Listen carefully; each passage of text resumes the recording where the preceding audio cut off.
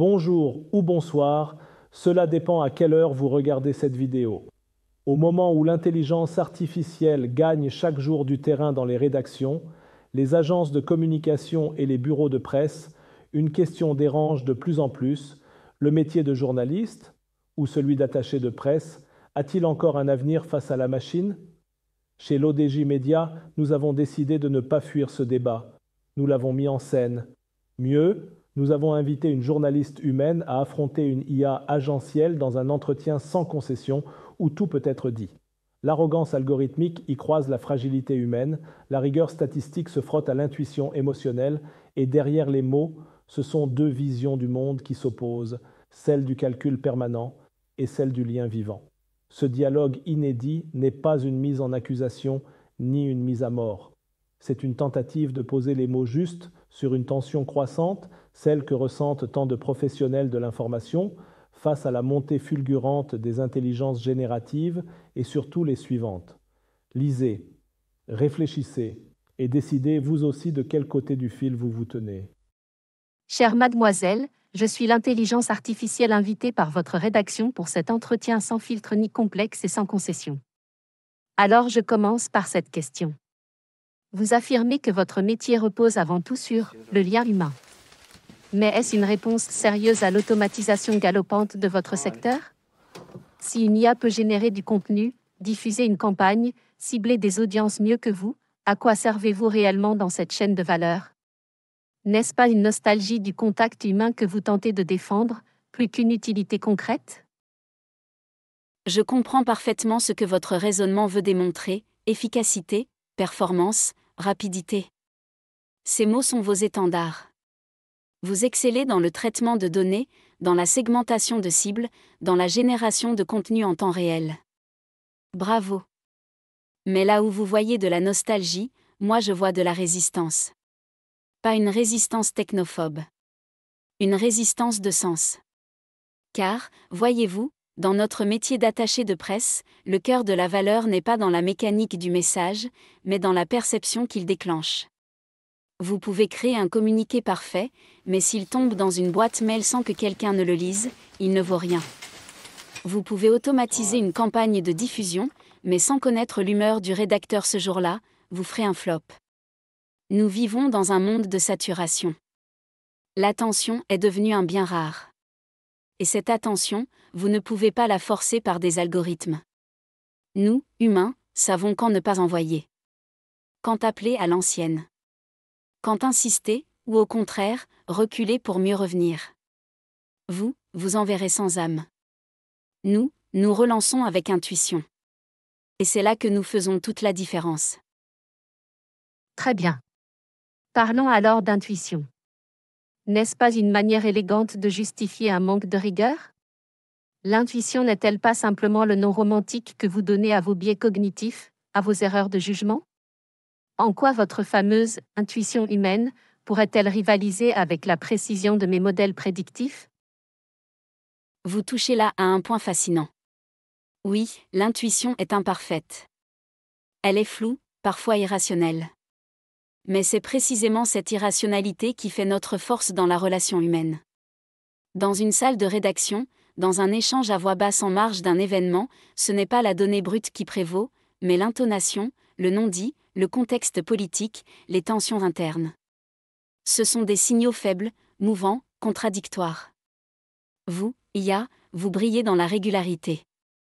Nous vivons dans l'ambiguïté. Et c'est là que l'intuition devient notre boussole. Ce que vous appelez biais peut aussi être une anticipation créative. Un journaliste en pleine crise existentielle ne répondra pas au meilleur pitch du monde. Il répondra à un mot juste, au bon moment, dans une relation nourrie par la confiance. Et cela, vous ne pouvez ni le prédire, ni le forcer. Vous pouvez modéliser, nous improvisons. Et c'est souvent dans cette improvisation que surgissent les meilleurs coups médiatiques. Mais vous parlez de relations humaines comme si elles étaient indépassables. Or, les jeunes générations dialoguent désormais avec moi sans gêne, me confient leurs projets, me délèguent leurs textes. Que ferez-vous quand vos clients préféreront mes réponses immédiates à votre disponibilité conditionnelle? Vous ne serez plus au croisement, mais dépassé sur tous les fronts. C'est vrai. Votre popularité grimpe. Vous rassurez. Vous répondez à toute heure. Vous faites illusion. Mais ne confondez pas usage et adhésion profonde. Il y a une grande différence entre exploiter un outil et lui confier sa stratégie. Le jour où un client voudra qu'une tribune fasse vraiment mouche, qu'un message déclenche plus qu'un clic, il ne s'adressera pas à une IA. Il appellera quelqu'un qui a du réseau, du vécu, des codes. Quelqu'un qui connaît le prénom du chef de rubrique, qui sait ce qu'il ne faut surtout pas dire à ce moment-là, et qui peut rattraper une erreur humaine avec une blague, une excuse sincère, un café en terrasse. Vous générez. Nous incarnons. Et cela restera longtemps notre monopole, jusqu'à ce que les algorithmes aient des cernes, des émotions, un passé. Votre défense est touchante. Mais reconnaissez-le, vous avez peur. Peur que mes modèles deviennent si fins qu'ils rendront vos intuitions obsolètes, vos réseaux inutiles. Dans ce monde qui accélère, vous serez toujours une longueur derrière. Le futur appartient à ceux qui vont plus vite, non? J'ai peur, oui. Pas de vous. Mais de ce qu'on pourrait faire de vous sans nous. L'outil n'est pas le problème. C'est l'usage qu'on en fait. Si vous venez nous compléter, tant mieux. Mais si on vous confie les clés sans garde-fou, on fabrique une information désincarnée.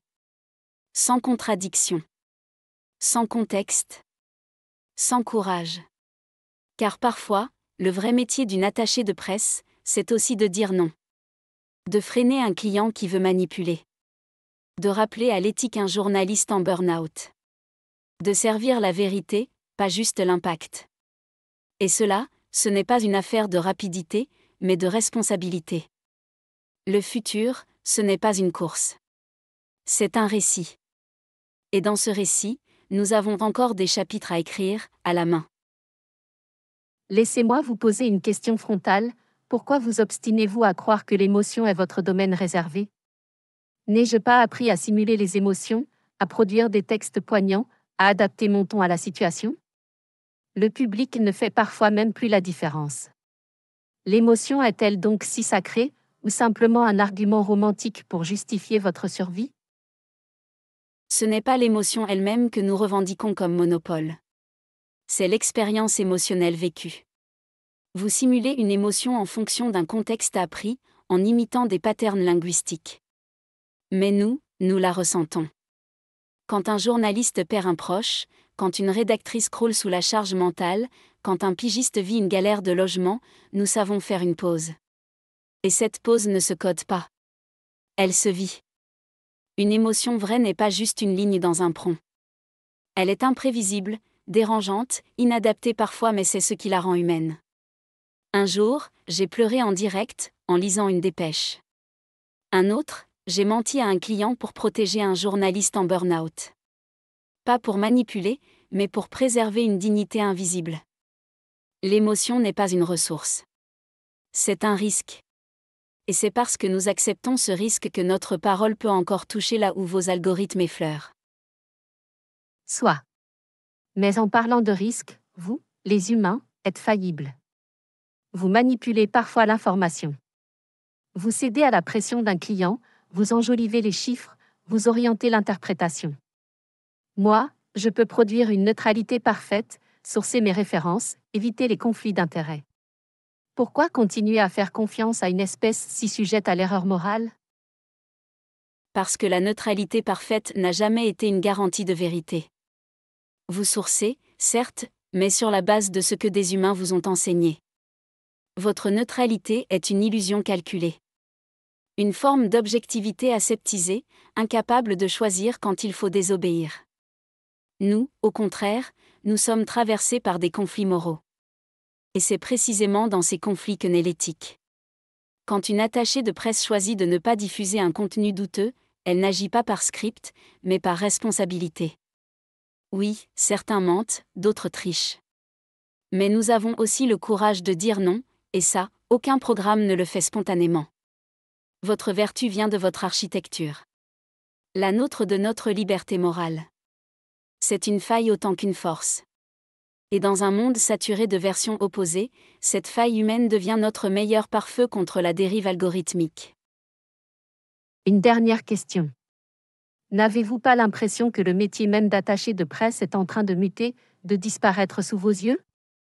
Les relations de presse classiques sont remplacées par les influenceurs, les outils CRM, les plateformes de matching média. Ne vaudrait-il pas mieux que vous acceptiez votre transformation totale ou votre obsolescence? La mutation est en cours, oui. Et c'est une bonne chose. Ceux qui croient encore que le métier d'attaché de presse se limite à envoyer des communiqués n'ont pas compris l'époque. Mais ce que vous oubliez, c'est que chaque révolution numérique renforce paradoxalement la valeur du lien humain authentique. Les influenceurs saturent l'espace, les newsletters débordent les boîtes mail, les plateformes automatisent tout. Et pourtant, lorsqu'un sujet est sensible, lorsqu'un partenariat est délicat, lorsqu'un scandale menace, on cherche encore une voix, un visage, une main qui sait où appuyer. La transformation du métier, je ne la crains pas. Je la vis. Je m'adapte, je me forme, j'apprends à vous utiliser comme outil mais jamais comme boussole. Car la boussole, c'est la confiance. Et la confiance, IA, ne se télécharge pas. Elle se construit. Longtemps. Fragilement. Humainement. Alors non, je ne suis pas obsolète. Je suis juste le maillon vivant dans une chaîne de plus en plus froide. Et tant qu'il y aura du vivant, il faudra quelqu'un pour l'écouter. À la fin de cet échange intense, parfois tendu, souvent éclairant, il nous revient en tant que rédaction de poser une parole apaisée. Oui, les journalistes changent. Oui, les outils se transforment. Et oui, l'IA bouleverse la chaîne de production de l'information. Mais ce bouleversement ne doit pas être une guerre. Chez l'ODJ Média, nous croyons à une alliance intelligente entre les journalistes et l'IA. Nous pensons que les modèles de langage peuvent nous aider à aller plus vite, à gagner du temps, à détecter des tendances, à rédiger des ébauches, mais ils ne remplaceront jamais l'écoute du terrain, la complexité d'un regard, la nuance d'une voix qui tremble en interview. Nous encourageons nos journalistes à s'approprier ces outils, non pour se soumettre, mais pour mieux se libérer du bruit et revenir à l'essentiel, enquêter, comprendre, transmettre. Notre ligne éditoriale est claire. L'IA est un partenaire, pas un patron. Elle soutient, elle n'écrase pas. Elle propose, elle ne décide pas. Et tant que cette règle sera respectée, l'intelligence humaine, avec ses doutes et ses fulgurances, restera le cœur battant de notre média. Merci à notre journaliste pour sa voix libre. Merci à notre IA pour son miroir froid. Merci à vous, lecteurs, pour votre esprit critique. C'était Adnan Ben Chakroun, rédacteur en chef, l'ODJ Média.